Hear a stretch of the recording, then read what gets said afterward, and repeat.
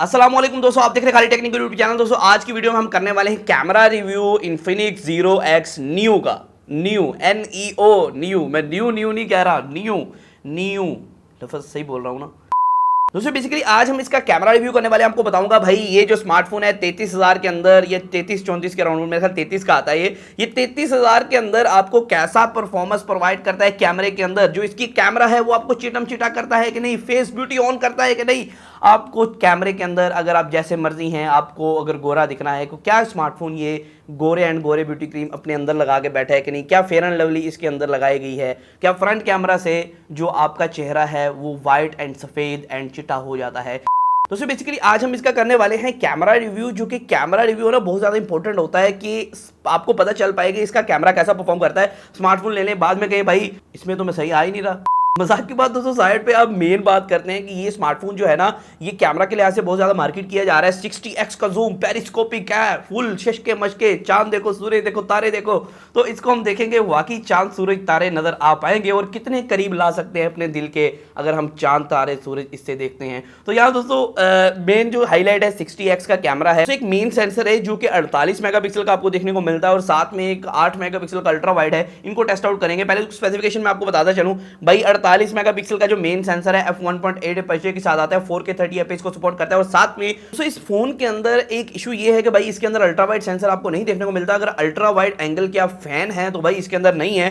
वो जो है इसके ऊपर वाले मॉडल में जो कि 0x Pro है उसके अंदर देखने को मिलता है और इसके अंदर उस सेंसर को निकाल के 2 मेगापिक्सल का डेप्थ सेंसर लगाया गया, बस इतना ही फर्क है। और दूसरा फर्क यह है कि 48 मेगापिक्सल का इसके अंदर बैक सेंसर है, उसके अंदर 108 मेगापिक्सल का है। लेकिन मैंने वीडियो के अंदर शो किया था भाई इसके 48 में और उसके 108 में कोई ज्यादा फर्क नहीं है, क्योंकि पिक्सल बाइंडिंग के थ्रू ये काम करते हैं तो कोई ज्यादा फर्क नहीं नजर आता है। बिल्कुल भी माइनर सा फर्क आप नोटिस नहीं कर पाएंगे ऑन स्क्रीन। आप अगर सामने अपने फोन पकड़ा हुआ है तो हल्का सा आप नोटिस कर पाएंगे भाई उसकी लो लाइट कंडीशन थोड़ी सी बेहतर है और बाकी जो है वो तकरीबन सेम यही जो है परफॉर्मेंस प्रोवाइड करता है। दोस्तों इसका जो फ्रंट कैमरा है 16 मेगापिक्सल का फ्रंट कैमरा है। ऑन पेपर तो लिखा होगा 1080p 30 fps सपोर्ट करता है, लेकिन 4K फ्रंट की साइड पे भी सपोर्ट करता है ये फोन। और फ्रंट की साइड पे आपको एक जो छोटा सा ना फ्लैश भी देखने को मिलता है। हमेशा जो टेक्नो इन्फिनिक्स होते हैं ना, सामने की तरफ आपको यहाँ फ्लैश प्रोवाइड करते हैं। इसका जो फ्रंट कैमरा है ना, इसके अंदर इमेज स्टेबलाइजेशन है, ये देखें इमेज स्टेबलाइजेशन। ये नॉर्मल कैमरा है जी, अगर आप इमेज स्टेबलाइजेशन ऑन करते हैं तो ये जूम हो जाता है।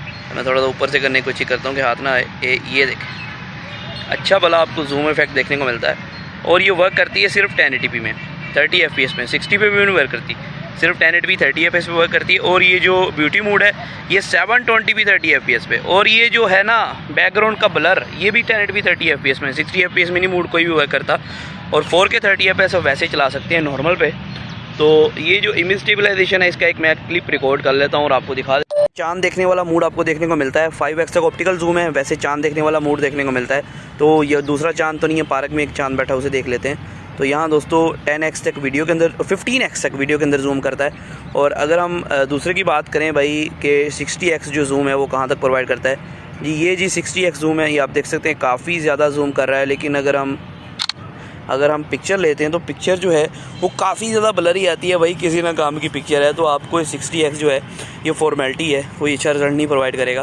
बाकी नॉर्मल कैमरा से खींच लो, 5x करके खींच लो, 5x बहुत होता है भाई।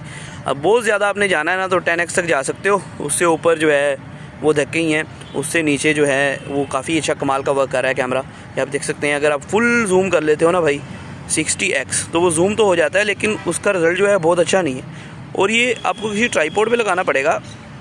अगर ये देखें, मैं इस तस्वीर क्या दो भाई, अजीब सी तस्वीर आ रही है, इस तरह लग रहा है कोई बाबे कायदम के ज़माने में जो कैमरा है वो यूज़ कर रहे हैं। एक छोटी सी चीज़ डिस्कस करने को रह गई। फ्रंट साइड पे आप देख रहे हैं पोर्ट्रेट है, इसके अंदर कोई भी स्लाइडर नहीं देखने को मिल रहा कि एपर्चर को आप सिलेक्ट कर सकते हैं।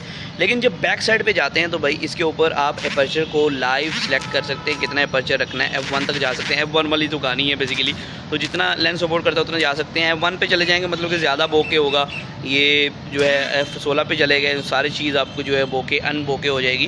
तो ये चीज़ आपको देखने को मिल रही है। तो फ्रंट साइड के अंदर भी अगर पोर्ट्रेट स्लाइडर अवेलेबल करवाया जाता तो भाई कमाल हो जाता, काफ़ी अच्छी चीज़ हो जाती।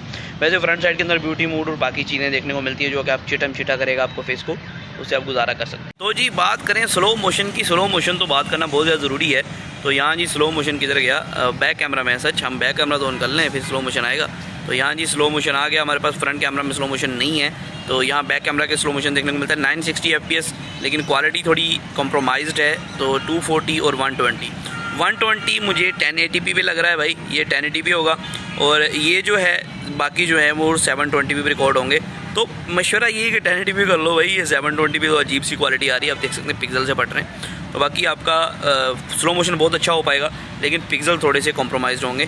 3x तक 32x तक ये जो है आपका पिक्चर को स्लो कर देगा। आप देख रहे हैं इस टाइम इन्फिनिक्स के जो 0x न्यू है उसके फ्रंट कैमरा से रिजल्ट देख रहे हैं, जो कि 1080p 30 fps रिकॉर्डर। आप देख सकते हैं बैक की तरफ सनलाइट है, लेकिन काफ़ी अच्छा परफॉर्म कर रहा है। कभी कभी शिफ्टिंग में थोड़ी देर कर देता है भाई, एक्सपोजर जो है ना वो काफ़ी टाइम लगा देता है। इन्फिनिक्स के फ़ोन होते हैं ना, एक्सपोजर के मामले में थोड़े स्लो होते हैं। तो अभी जो है काफ़ी बेहतरीन वर्क कर रहा है, क्योंकि सूरज मेरे सामने अच्छा आपको लाइट देखने को मिल रही है, तो काफ़ी अच्छा वर्क कर रहा है। लेकिन इमेज स्टेबलाइजेशन ना होने के बराबर है, बहुत ज़्यादा हिलता है फ्रंट साइड से। तो जी फ्रंट पे 4K 30 fps भी देता है। आपको पता है इन्फिनिक्स जो है वो हमेशा आपको 2K तक दे देता है, लेकिन इस बार जो है 4K 30 fps भी दे दिया है, जो कि फ्रंट पे ठीक ठाक वर्क कर रहा है। और इसका जो है ऑटो फोकस, आई डिटेक्शन जो है वो भी काफ़ी कमाल का वर्क कर रहा है और काफ़ी अच्छा परफॉर्म कर रहा है। कि फ्रंट में भी जो है बोके इफेक्ट देखने को मिलता है, जो कि 1080p वर्क कर रहा है। जी हाँ दोस्तों, 1080p बोके वर्क करता है और बोके भी काफ़ी अच्छा परफॉर्म करता है।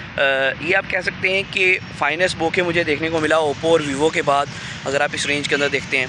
तो देखें एच टू डिटेक्शन कर रहा है, कहीं हेयर को छोड़ देता है, बालों को कभी कभी छोड़ देता है, लेकिन बाकी जो है वो काफ़ी अच्छा परफॉर्म कर रहा है। मूड है चिटम चिटा करने वाला, मतलब कि ब्यूटी शूटी मूड भाई, सुर्खी पाउडर लगा के। तो लेकिन सुर्खी पाउडर लग नहीं रही, पता नहीं क्यों भाई। इमेज स्टेबलाइजेशन काफ़ी स्टेडी है, ये देखें मैं काफ़ी जंप शम लगा रहा हूँ, काफ़ी खड्डों से गुजर रहा हूँ, लेकिन फिर भी जो है इमेज स्टेबलाइजेशन ठीक है।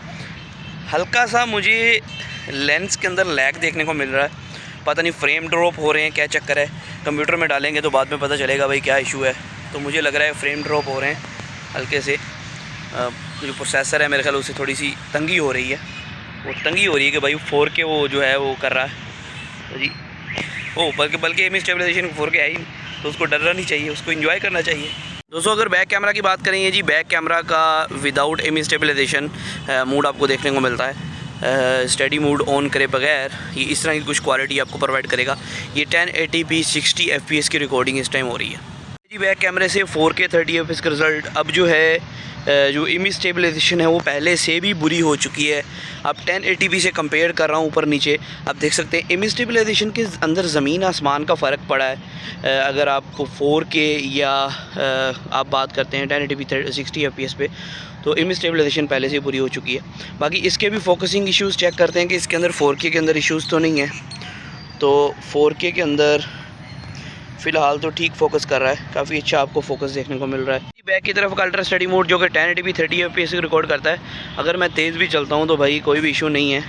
कहीं कि हल्का सा जर्क सा महसूस होता है, जो कि सॉफ्टवेयर बेस है, क्योंकि आपको सॉफ्टवेयर बेस इमेज स्टेबलाइजेशन देखने को मिलती है, तो इतना तो यहाँ होगा, थोड़ा सा आपको इशू देखने को मिलेगा।